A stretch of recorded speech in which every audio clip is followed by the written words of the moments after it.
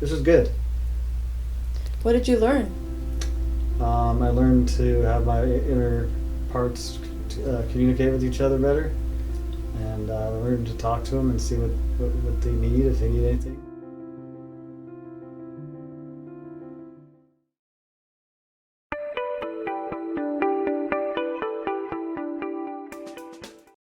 My name is Christopher Lundstrom. I'm here for IFS Therapy, and the reason why I'm here for IFS Therapy is because I'd like to learn more about my inner self and a little bit more about how everything interconnects within my brain. I was blown up in Iraq, and I have a TBI, broken shoulder, broken hip, and so I'd kind of like to try to figure out what's going on up here a little bit more, and also being able to understand how everything connects. Yeah. Before we do anything, I want to share, Christopher, that over time I have developed a deeper and greater appreciation for the incredible sacrifices that you and your fellow military men and women do for our country. And I thank you for your service. Thank you. We love our country. Yes, we do. So, did you have in mind a part or parts that you wanted to work on today? We could start with the frustration part, I think. Okay. Okay. So, before we turn our attention to your frustration part, I want to ask you to think about a moment, any time in your life, where you brought a lot of compassion to somebody else. Well, I was a nurse when I was in the Army, and my grandpa had just had heart surgery, and he was recovering one night, and he was cold, and none of the nurses were bringing him a blanket. He said he'd been asking for 2 hours, and I just simply walked into the supply closet and grabbed blankets for him. It took me all of 30 seconds, but it made his day. And to the very end, he always told people, "Oh, this is my grandson, and he's the guy who brought me blankets when I was cold." Wow. That's an important moment of compassion, and I want to ask you to take that moment and bring that compassion that you showed your grandpa to all of your parts. So go inside and take that compassion that you brought with the blanket to your grandpa and bring that compassion to all of your parts.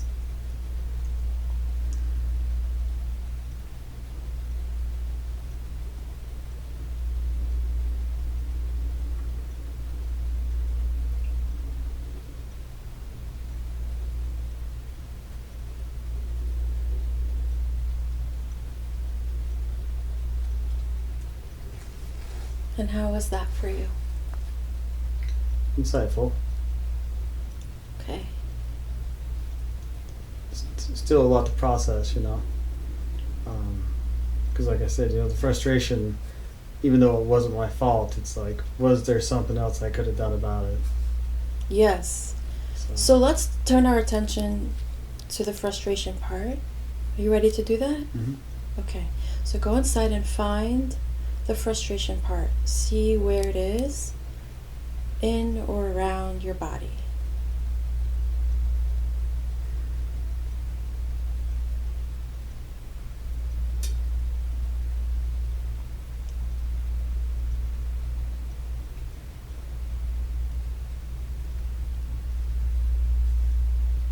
Thinking about it, I feel like the burden's on my shoulders, like that tenseness. Yeah. Okay. And is there anything else about the part in your shoulders? Does it have a texture, a color, a size, a shape?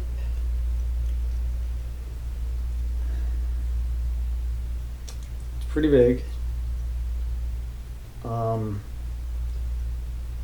Kind of feels like you're wringing out a towel.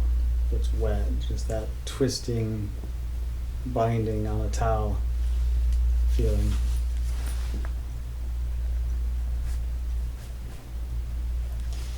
And how do you feel towards this frustration part? My resolution was that it wasn't my fault. And I try to get to the point of acceptance, but I'm kind of stuck in the anger phase still of the grieving process. So, Is there anger towards the frustration part? um, Or is there a different feeling toward it? they're kind of like twins, you know? That anger is twins with frustration? Yeah. Mm-hmm. Okay. And where is the anger part in your body? Again, they're twins. It's basically like I got frustration over here, and then I got the anger over here, and they just kind of clash at each other.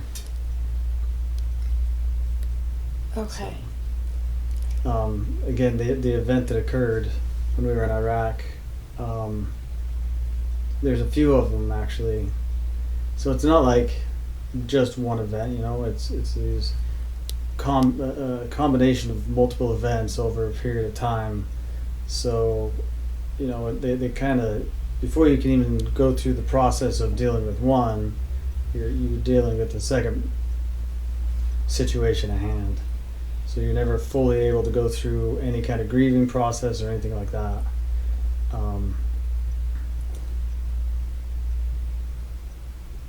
When I got blown up, it was a sucker punch. You know, they were just waiting for us to drive down the road, and you know, the frustration is we were there to try to help them, and they didn't understand that. They thought we were trying to conquer them. And so, no matter who we tried to help, they'd stab us in the back. So, that's where the frustration part and the anger kind of collide. So you were trying to help these people, and they stabbed you in the back. Yeah, And the frustration is that you just wanted to help. Yeah. And then you got hurt. They got hurt. Okay. The anger and the frustration, do those parts, you said they were twins. They're aware of each other. They know each other? Mm-hmm. Okay. The anger, parts of the major anger I used to have is now just a hindsight 2020 frustration. You know, that, oh, knowing what I know now, I would have done this differently. Or I would have done this a different way, that might have taken us another direction. Yeah. So it's reduced from anger to frustration. Ask the anger and the frustration, what is it that they do for you? What is the job that they serve you with? They used to be my driving motivating factors. They gave me a competitive edge. I used to run half marathons. I used to exercise regularly, and the purpose was to try to get rid of that stress and that frustration and stuff like that. And that worked for a long time. And unfortunately, I turned to alcohol to help try to ease the stress, and that was not a good path to go down either. So, because then that leads to the depression. Is that the anger part that led you to the alcohol? Yeah. Mm-hmm. And just the flashbacks. I have a lot of flashbacks. They, you know, like when I walked in and didn't recognize you for a minute, that I had a moment right there where I was flashing back. So, yeah, that's why you caught me off guard for a second, because I was just like, in my head, I was like, there. Oh. So. Do you want to say more about the flashback when you saw me? Yeah, and you know, usually I know what kind of things triggered me. So I don't even know what triggered me. I don't know if it's just the stress of the car breaking down,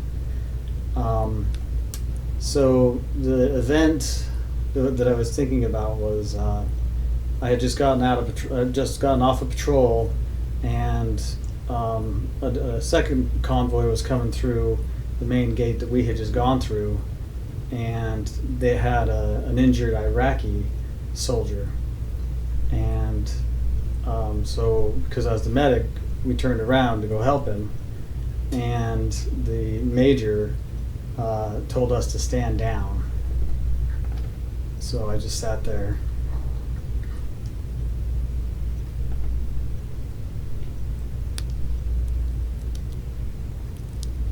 And what are you feeling right now?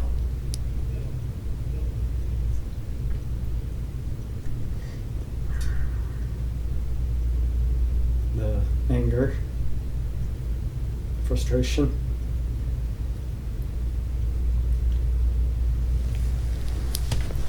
We stood there for 20 minutes, and they wouldn't let me go to him.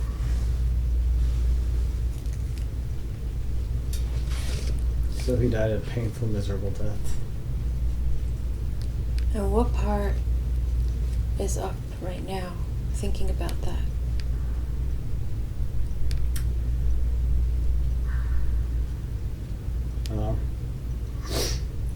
One, I know I'm smart enough not to make a bad call like that. And two, next time I'm going to disobey orders. And what part is that? Is that the frustration part? Or the anger part? Or a different part?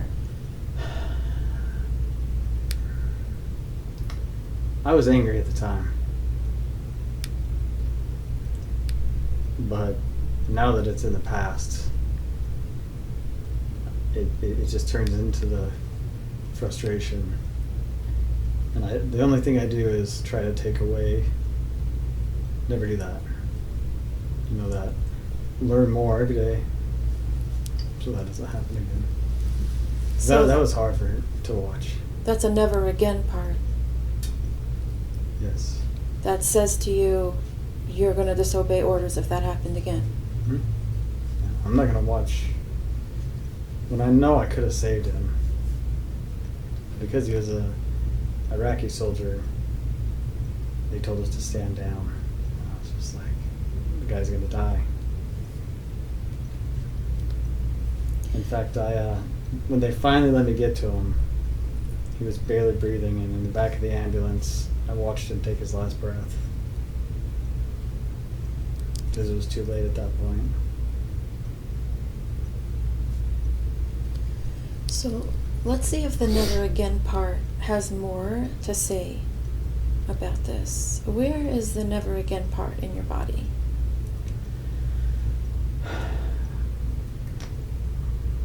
My mind. Okay. Like I mean, that's why I continued on in the medical field, and then wanted to get into the business side of healthcare so that I can have a larger impact, so that other people can learn from my doings and my mistakes. So kind of my mind and my heart, both places. The never again part is in your mind and your heart. Yeah, Okay. I'm never going to let that happen again. So turn towards the never again part in your mind and in your heart and see what else it wants you to know.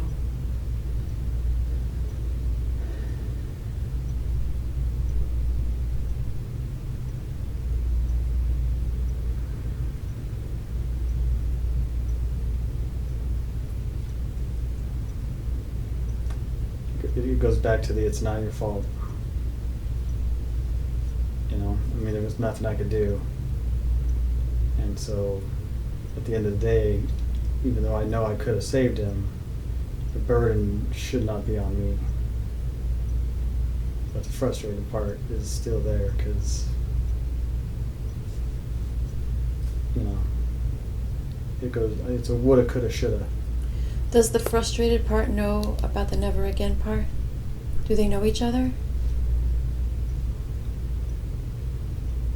They do. See if the never again part has anything it wants to say to the frustrated part. That song, let it go. Just let it go. And that's something that I have come a long way to accept it. And as time passes, I used to remember every detail of that event, and as time passes, time does heal. I'm sure I killed a lot of the brain cells drinking, but yeah, let it go. And how does the frustrated part take in that let it go song idea? It says we have to be on high alert. So it's not taking that line down. What would it be like if the never again part actually sang the song to the frustrated part? I actually did try that one time in a therapy session to sing the song, and all I kept thinking in my head was, "You can't even sing. What are you trying to do?" Does the frustrated part or never again part care about like being able to sing well, or is really the message? I think more... I think another component to the anger and frustration is that anxiety, high alertness triangle. That if I'm not on high alert and have high anxiety, then the same events could unfold, and so the frustration kind of leads to the anxiety. So the anxiety, high alert part makes sure that you don't get into a bad situation again. Yeah. And does that include singing a song when you feel like you don't know how to sing? I have enough self-confidence that I did make it through. But the entire time in my mind, I was like, you have no rhythm, you have no voice. So ask the frustrated part if it would be helpful if it heard the song. And if not, then we won't ask the never again part to sing it.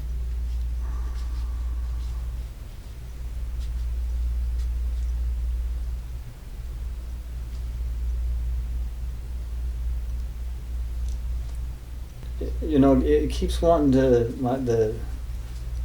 the one side wants to say, look how good you have it here now. And that's what it's saying is. Which part is saying that? The never again side is saying, look where you live in a safe place.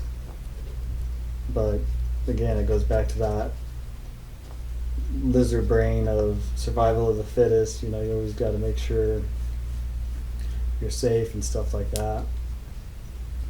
So I think some of that's just part of the PTSD. So there's a part that's trying to assuage everyone's fears and saying, hey, everything is good now. You don't have to worry.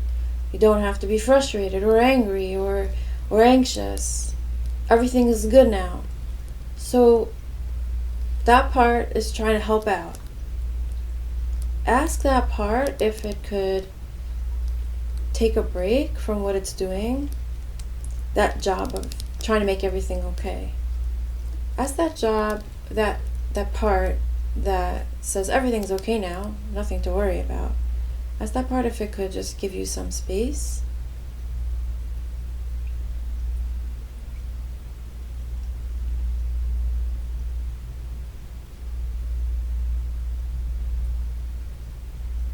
So where's that part now? Try and relax. Okay. So thank it for being willing to give you that space.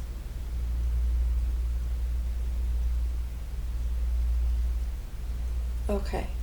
So now you have this anxious, high alert part, that keeps the wheels turning constantly, making sure that you're safe. Mm-hmm. Does that part need attention right now? No, because it's helped me have a good routine of like making sure doors are locked, making sure, and so it's part of my built-in.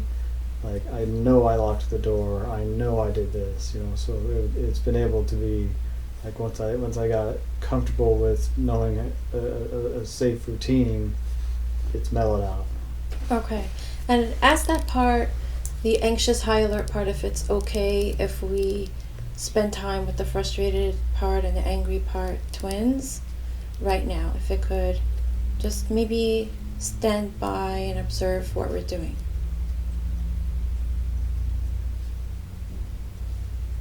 Yeah. It's willing. So thank it for doing that. And where is it now? It's chilling out. Okay. It's still a little bit there just because of the car situation, but it's better now. Okay. Maybe it could hang out in the chairs out there that are pretty comfortable, right? Yeah, it's still within sight. That's all. He didn't go away. Okay, so it's in the room? Yeah, but he's minding his business. Okay, good. All right. So which part needs the most attention right now? The frustrated part or the angry part? Probably the frustration part. Okay. So see if the angry part is okay with us spending time with the frustrated part.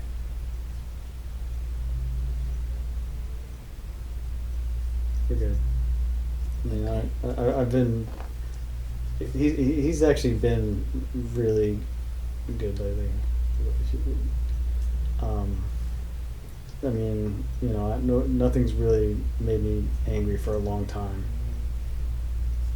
It's just the past that did. And one thing, my ex-wife, I was very angry with her when we first got divorced. I found out she was like basically blowing every penny I made, and yeah, that was frustrating. So anyway, we ended up going our separate ways, and I was kind of bitter for a really long time until I met my wife that I currently have. And then all of a sudden when I looked back, I thought, you know what? I had to go through that to get to this. And that really helped me process through the anger of that. So that was a nice haha moment, like it was worth it. Mm-hmm. So the anger got to see all of that. It saw what the final results were. Yeah. So maybe I could not rush into activating anger because it sees that there are positive things that can come. Mm-hmm. I mean, when I have flashbacks sometimes, the way that I let anger have its 5 minutes is I just take an axe and I go out and I smash coconuts. And it's been therapeutic. I get exercise and I get coconuts and he gets to express himself. That's great. So let's just take a moment to check in with the anger and ask it if it wants to say anything else about its 5 minutes with the coconuts. Oh, it helps. We think about it all the time. The minute he like taps on my shoulder, or you get that feeling. It's like, honey, I'll be back in a few minutes, and then I go play fetch with my dog, and everything's fine. Okay, so anger's in agreement with what you just said? Yeah. Okay, great. Yeah. So it's gonna. It took me a long time to get there. That was like the last thing that I was able to actually at least learn how to work with.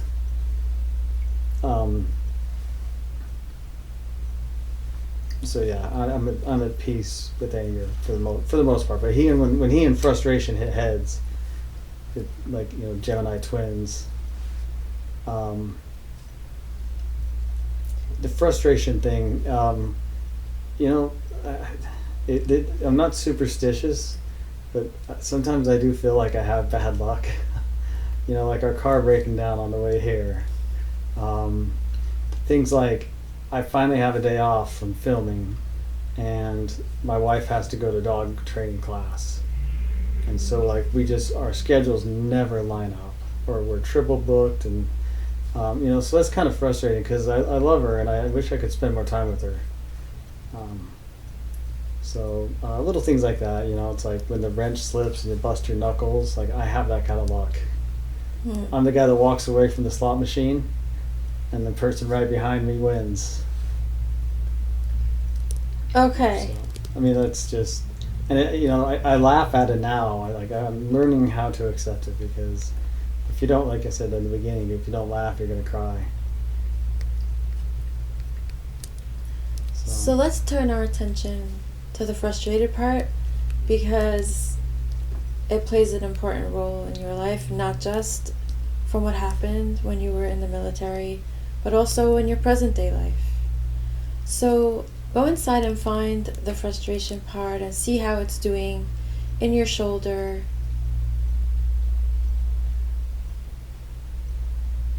And how do you feel towards it now?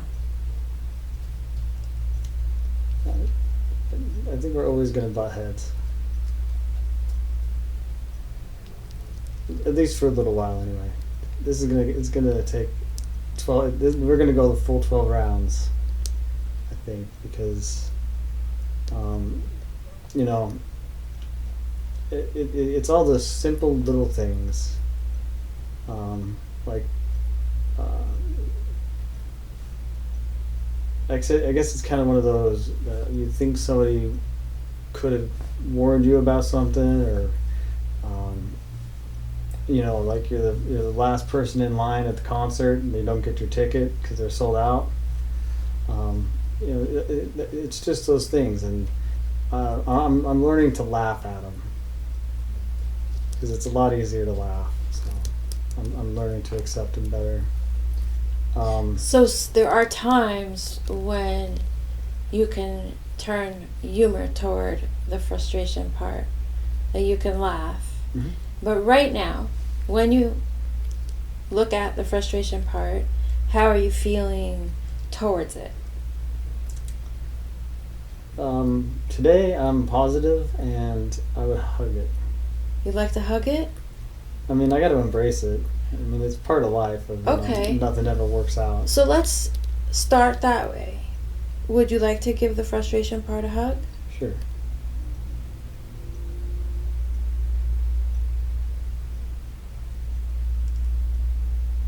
Not a very long hugger. Okay. And ask the frustration part how that was for it. Frustrating. Can it say more?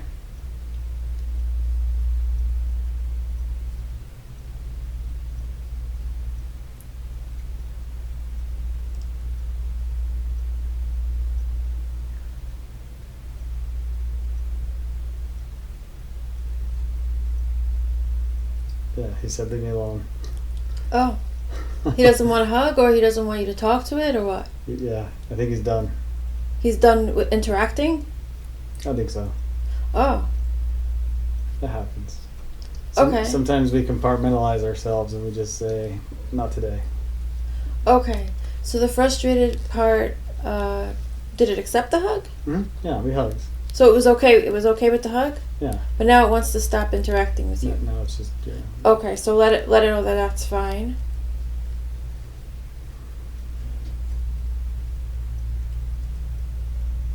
And how do you feel towards the frustrated part right now?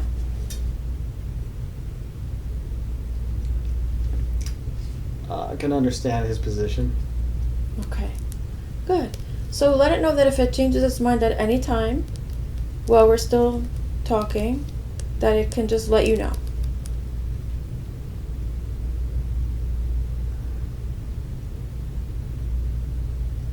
We're good. Okay. So now would you like to turn your attention toward the anger part?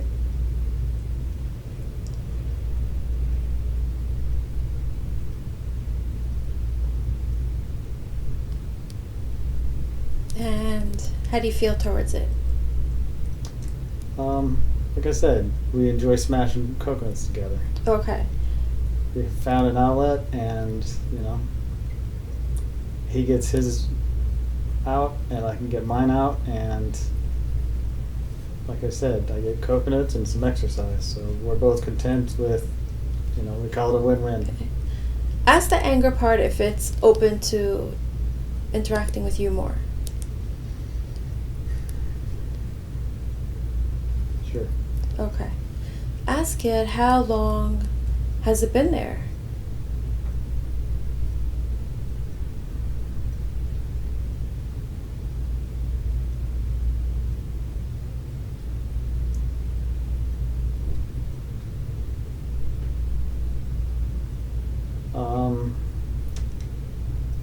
It started when I was 12 and kind of grew from there. Mm-hmm.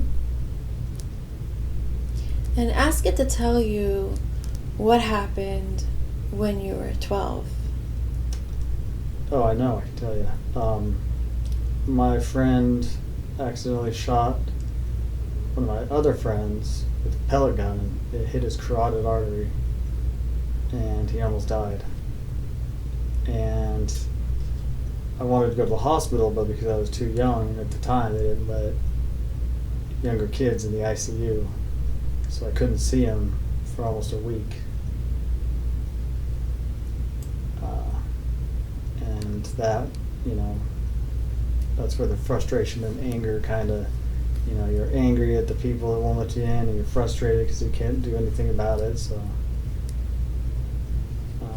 but yeah. Wow. Yeah. When I was 5 years old, a kid that lived just down the street from me, he got hit by a car and killed. But at 5 years old, I grew up in Utah, where this is Mormon church. So they teach you that, I'm not Mormon, but I grew up in the culture. But there they teach you, you're here on earth, but you used to be in heaven. You're down here for a test, and then when you die, you go up to heaven. And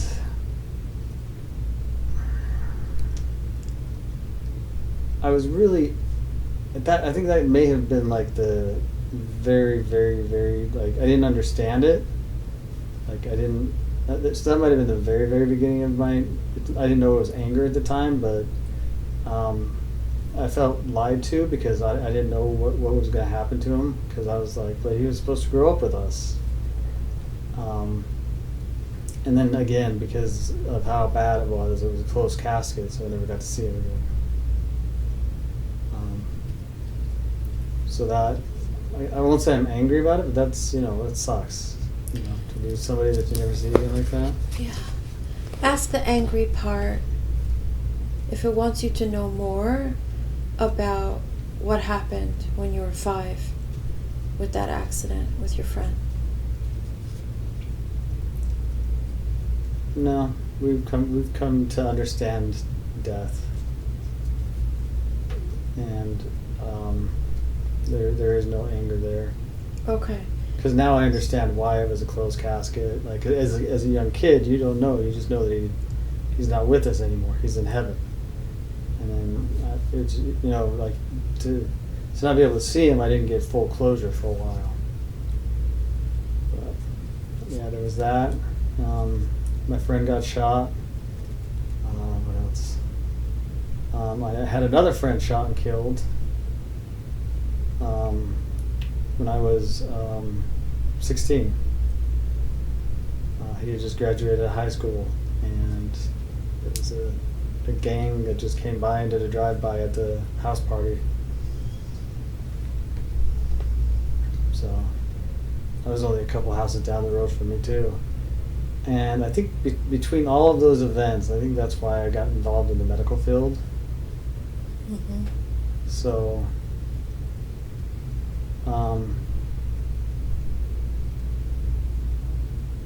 yeah, in fact, that is why I got involved in the medical field.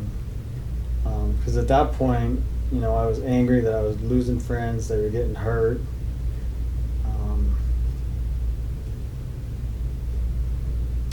Joined the military. Funny story. Joined the military in 2000. 9/11 happened almost a year later. And so I did my 4 years, learning how to be a medic and a nurse, and then I did time in the ICU and the ER. I went to get out, and they said it's referred to as a stop loss, which means that you can't get out. And that of course angered me, because I was like, I joined to help people, not kill them. So I, said, hey, I'm calling my senator. I made all the big stink, and they cut me a deal. And they said, what are you gonna do when you get out? I said, I'm gonna go to college, like I intended to when I joined. I'm gonna finish all my degrees. And they said, okay, we'll make a deal with you. Join the National Guard, and you enroll in college with C's or better. We'll call it a deal. I said, that sounds great. Little did I know the unit that they attached me to was going to end up in Iraq anyway. So I was a little bit angry about that. So the angry part has been activated and doing a job for you for a long time. Maybe since 5, maybe since 12. Mm-hmm. So ask the anger part what else it wants you to know about what happened at 12 and how it serves you. What is the job that it does for you? How does it try to help you?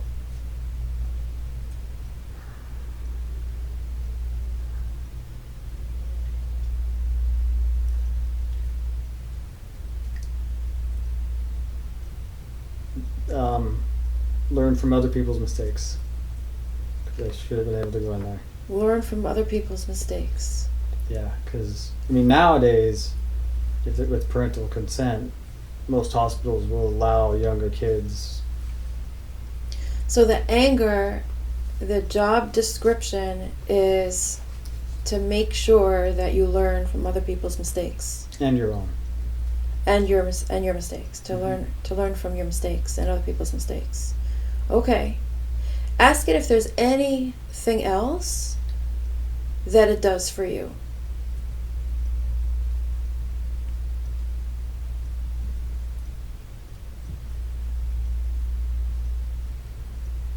Mainly that. Okay. That's really important. Yeah. Ask it. And it said, quit breaking your bones. Quit breaking your bones. Yeah. Have you broken bones? Your shoulder, you. No, this was self-inflicted. A friend of mine called me one night. He lives in Missouri, with thoughts of suicide. And because I was a medic in Iraq, he thought he could reach out to me. So we talked for about 5 hours, and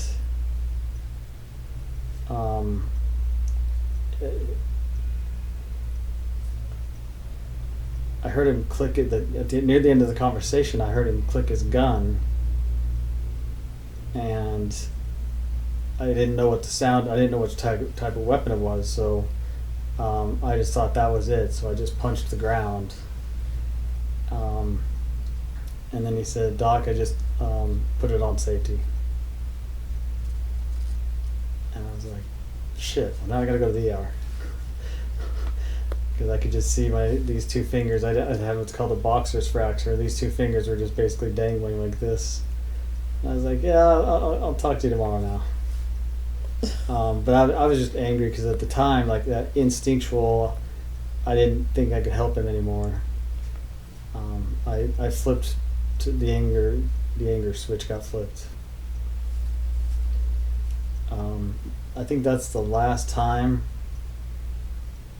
That's why I smash coconuts now, because I learned my lesson the hard way. He and I still talk about the impulse of that, and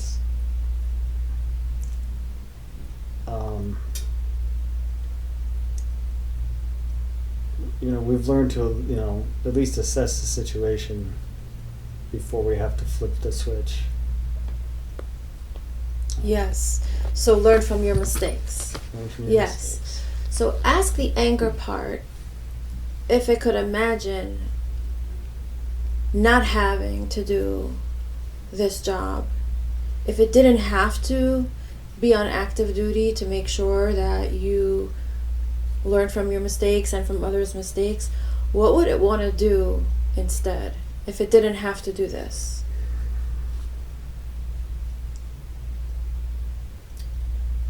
Exercise more. It would want to exercise more. Mm-hmm. Burn off the endorphins and testosterone and stuff like that. Mm-hmm. Yeah. I need to start exercising more anyway, so.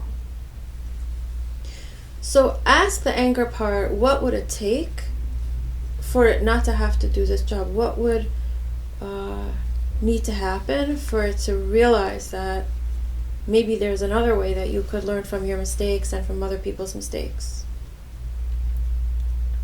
I've already thought about this with him. Stay away from alcohol. That is a huge propellant of when I get angry. It basically helps me go from slightly frustrated to, where's my gun? In about, 0 to 5 seconds. Whereas normally, if I'm sober, it's like, yeah, that's irritating, that's frustrating, this sucks, whatever, unless somebody does something absolutely stupid, and then of course the anger switch gets switched on. But usually I can just maintain on the frustrated side right now, because again I do have the relationship of let's learn from this, let's assess it first. But when alcohol gets involved, it's like. So the alcohol part or the urge to drink part is a separate part that plays a role in your life too. Yes, it does. And messes with the angry part and the frustrated part. The alcohol is anger's best friend because they get along very well in a negative way. So I do try to refrain. I do imbibe every once in a while. But like I said, as long as I can not drink excessively, there's never a problem. So is the urge to drink excessively or drinking excessively, is that a part that needs to be addressed at some point? I've been to AA meetings, and they really didn't help me very much. It's a different type of program that didn't fit me as well. Mm-hmm. Like IFS, I think is fitting more so than a lot of other programs out there. Not to say that they're not good programs; they just don't fit me. Mm-hmm. But what I would like to see is, continued progress throughout this experience. Because obviously you can't, easily switch my emotional switch in one session. Yeah. So the alcohol part, what would you like to name it? Is it an urge to drink part? What's the name of that part? Kind of has two names. Numbing the physical pain and relaxing my brain. Mm-hmm. Those are the two main reasons why I drink. So numbing and relaxing? Okay. Yeah. Does that part know the other parts? It does. The angry part, the frustration part? Yeah. Let's wait for the light. Yes, it's very well associated with especially anger. And then also, because it's a depressant. If I drink too much again, you kind of get into the woe is me phase. So Yeah, it's well aware of each other. See if the anger part wants to say anything to the numbing, relaxing alcohol part.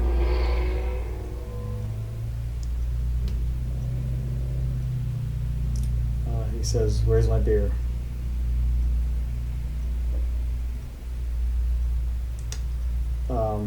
It is a problem. I asked him if he was sure. He said yes, because he likes it. He gets to come out and play. So my intellectual part of me, when I talk to alcohol with it, it says, "Why are you trying to slow me down?" Because my brain, with the PTSD and the TBI, it can run really fast, but sometimes it has an ADD problem, and those two combined, you tend to forget things. So the intellectual part doesn't want to relax or numb out. It wants to be alert. Yeah. Okay. Which also plays into that anxiety component. Because it likes to always be aware of what's going on around. Yeah. So it's trying to process all the information. Mm-hmm. Ask the numbing, relaxing alcohol part if it has any thoughts about what the intellectual part wants.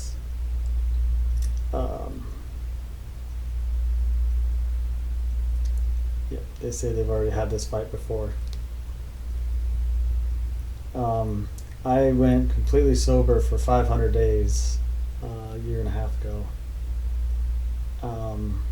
And the intellectual part of me was like, hey. But then the emotional side of trying to block out the PTSD memories and stuff like that, then it gets to be like, oh look, we can remember this. Oh look, remember that? And so it's like, it's like juggling, you kind of have to balance this and try to find a good triangle of how to get them all up in the air at the same time. And ask the intellectual part if it knows about all these memories, about how it affects you.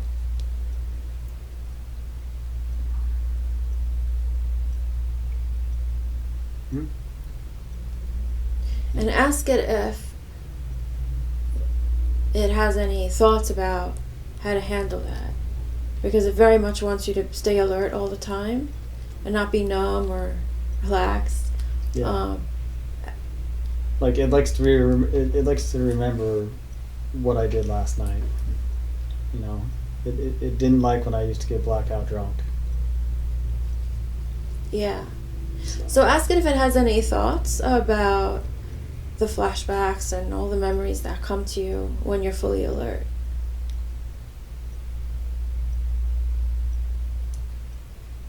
Basically, we can fix this. Does it want to say more?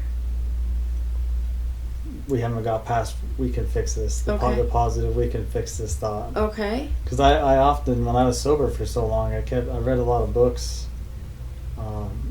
Tried different techniques. I told you about the prolonged exposure and cognitive processing therapy that I did. I looked into all sorts of other types of group therapies, stuff like that, and we're still searching for the answer, which is also part of the reason why I'm here. Because of this book right here. Okay. And the intellectual part is feeling positive, like we can fix this issue with the alcohol. Yeah. It prefers you not drink at all. Yeah. It likes to take a break every once in a while. Okay. But it doesn't want to be swimming in a fishbowl all day either. Yeah. So ask it what it thinks about not going cold turkey like you did those 500 days. it wants to do social drinking. You know, once a week on Sundays, a glass of wine. Mm-hmm. You know, maybe a cocktail Friday night. Social drinking. Mm-hmm. So not get blackout No. drunk. No, I'm over those days. I'm too old for that. Oh, okay. Okay. Now check in with the anger part and see if it heard this conversation. I think as long as we have coconuts and a hammer or an axe, we'll be okay. Because I did a lot of that when I was sober. Because I was just, I mean, sometimes I just have to like distract myself, you know, from what's going on in my head. Because even my wife, she can tell now when I'm like in my head, kind of getting wound up. She's like, "Hey, let's go for a walk. Let's go get the dog. Let's take him for a walk." Mm-hmm. And so she can help me see the signs sometimes before I do, because sometimes I go down the rabbit hole really fast. Mm. Excuse me. So she can catch that. And is that the anger part Yeah. coming on? Okay. Yeah. So the anger part said unequivocally that it's there to make sure that you don't make the same mistakes and that others don't make the same mistakes. Or that you learn from other people's mistakes and you learn from your own mistakes, right? Yeah. Ask it, what else needs to happen? So let's say you transitioned to a balanced social drinking way of interacting with alcohol, right? Ask the anger part, what else needs to happen?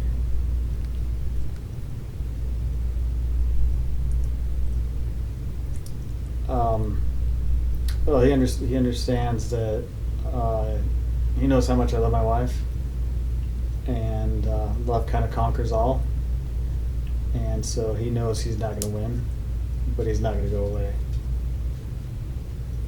Because like, even when I used to get wasted, my heart always knew that it knew and knows that we love my wife, and it usually is able to take over any triggers of the anger, because I don't want to end up in jail. I don't want to do anything stupid. I don't want to end up at the hospital. You know, don't want to break something because, you know, stuff's getting expensive. So because of that kind of over, what's the word I'm looking for? Like it kind of supersedes the anger. Love conquers all kind of philosophy, you know. And so anger knows it's always going to lose that battle. Earlier, anger said that if it didn't have to do this job of making sure that you learn from yours and others' mistakes, it would prefer to work out, get its energy out through exercise, right? But it just said again that it's going to stay. It knows it's going to lose, but it's still going to stay. Ask it, what is it afraid of if it retired from this job and started to work out instead? What would happen if it switched its role?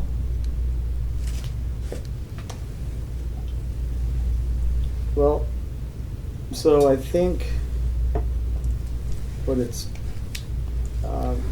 trying to say, because sometimes my intellectual side, you know, you read something in the newspaper or you watch somebody do something stupid outside, and you know, just sometimes there's that switch that, you know, sometimes you're just like, oh, you idiot, you know, or like for example, on a cell phone app, and every time you log into it, they've moved the buttons around or something, you know. And so there's always just that initial like, oh, you idiots, it was working fine. Why did you have to go and change it? Because that's, you know, just a, you know, it's like one of those, like, if it ain't broke, don't fix it kind of thing, mentalities for me. But, and so there's always that little like, you know, just that irritation. Is that what it's worried about that if it changes something? No, it's just it's kind of part of that frustration level of like, why would you go and change it? And some people would be like, oh, you should be glad that they changed it because it does this now. I always default to, if it ain't broke, don't fix it. So you're saying that, I'm not sure if it's you or the anger part saying, oh, it really should stay and do what it's been doing all these years since you're 12, because that's what you're used to. Yeah, I guess you could say he's definitely having a hard time transitioning from being anger. Like I said, he's always going to be around. He's 99% of the time just off in the corner. Like I said, the last time I got mad was when I broke my hand 6 years ago. So, I think when he does get triggered, I can understand like why. Of course. And so, I think we've mostly worked it out because, like I said, I don't want to go to jail. I don't want to go to the hospital. Don't want to, do something that costs money. Break something that costs money, because it's just not worth it. I've accepted it as being angry is really not worth it. Yeah. So, but it's still worried. It's worried about you. About learning from your mistakes and from others' mistakes. It's worried about that. So it kind of stays on standby, right? But I'm wondering if it thinks there might be a different way for you to learn from people's mistakes and your mistakes without anger. Maybe there's another strategy. I think the little bit of anger that's left, it's kind of that knee-jerk response, and then it goes away. I mean, it's like a 100-yard dash, and then it's over. So is there any part of the anger's job that it would want to let go of, or does it feel like it needs to stay exactly the way it is? I think it needs to stick around,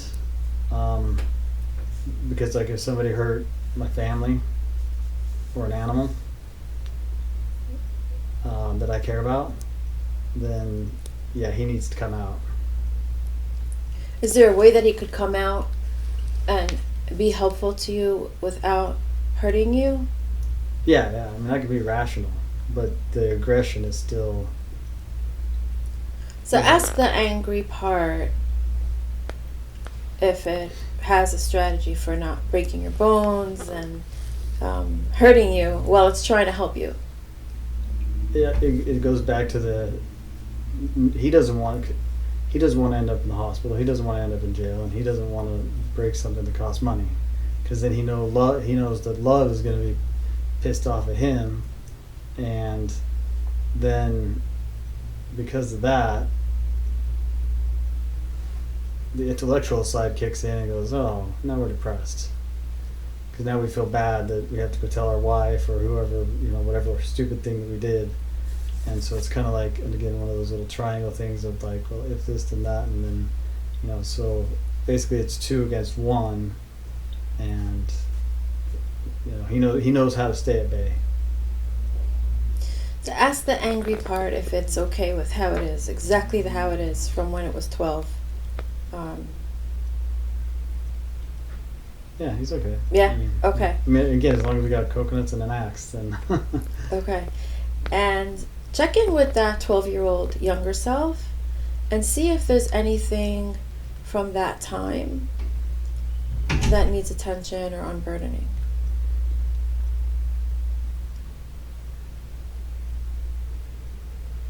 No, because we learned from other people's mistakes. We learned that you shouldn't keep kids' friends away from them in the hospital. In fact, they need more friends in the hospital, minus COVID, because it helps heal. And I learned that quickly, because he said I got so lonely in there because all I saw for the first 5 days were the nurses. My family could only come in for an hour a day, and I just thought, this isn't right. So like when I was a nurse, I made sure that people, when they, we still had visiting hours, but I wouldn't care if the family stayed an extra 15 minutes. I'm not like, get out of there. It's like, they're with their family. If they're finishing a conversation, let them finish it. Mm-hmm.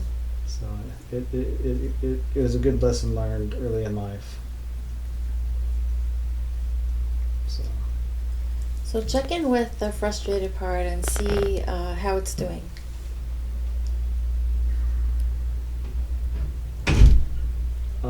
It's anxious because of the anticipation of how we're gonna get home. Because of the car. Yeah, I mean,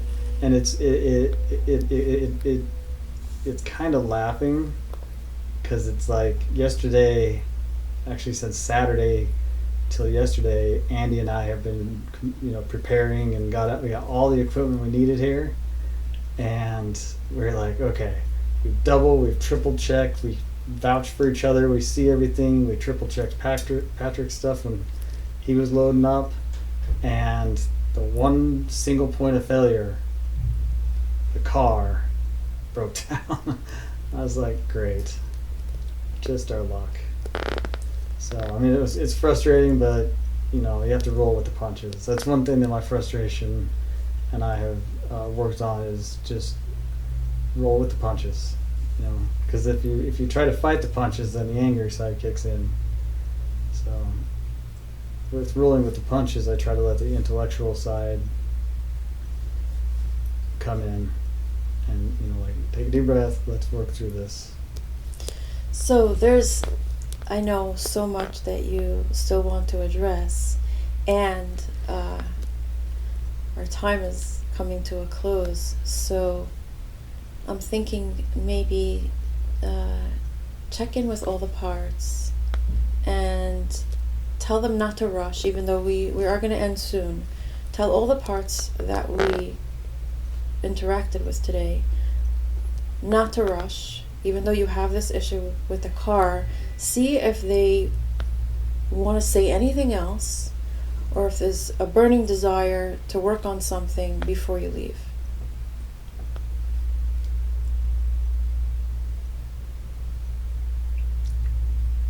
Everybody's pretty good. Do any of them want to say anything?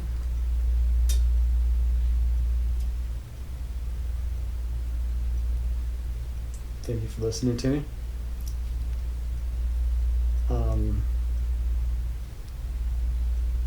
Actually, everybody's pretty content right now. They communicated with each other. That's wonderful. Yeah. So what would be your next step for the future? After this? Yeah, to work on your parts. Check in with them. Let them communicate to each other. Yeah. So we have the frustrated part, and the twin angry part, and the numb, relax, alcohol part, the intellectual part. Did we miss any? No, Never again part. never again part. There's that.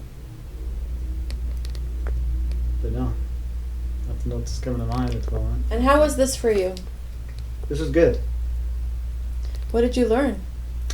I learned to have my inner parts communicate with each other better, and I learned to talk to them and see what they need, if they need anything. Okay.